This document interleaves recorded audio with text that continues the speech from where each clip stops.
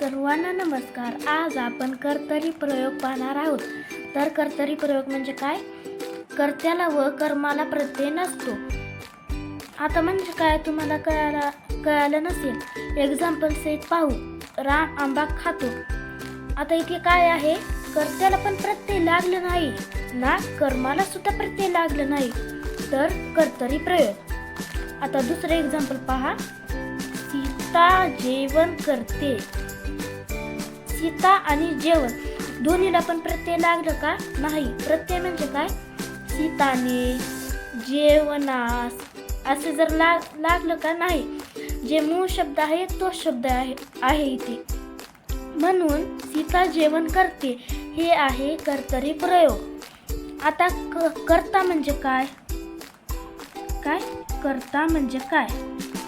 कर्ता म्हणजे जे काम करतो, जे करतो, काय पण करतो. म्हणजे राम आंबा खातो. कोण खातो? राम खातो.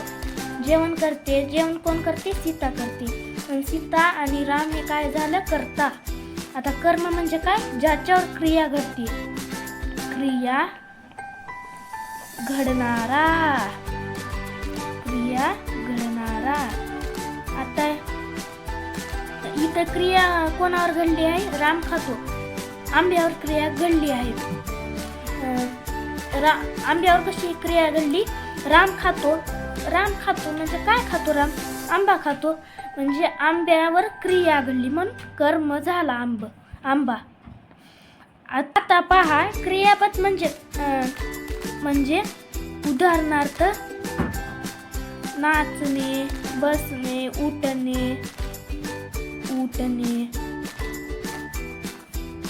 करणे. सीता जेवण करते, राम आंबा खातो. म्हणजे जर क्रियापद नसेल तर वाक्य अधुरं राहील. म्हणजे राम कशावर तर क्रिया करतोय, आंब्यावर क्रिया करतोय. म्हणून येथे दोन्हीमध्ये खातो आणि करते यामध्ये क्रियापद झाले आहे. म्हणून खातो आणि करते हे क्रियापद. आवडल्यावर व्हिडिओला लाईक, सबस्क्राईब करायला विसरू नका. धन्यवाद.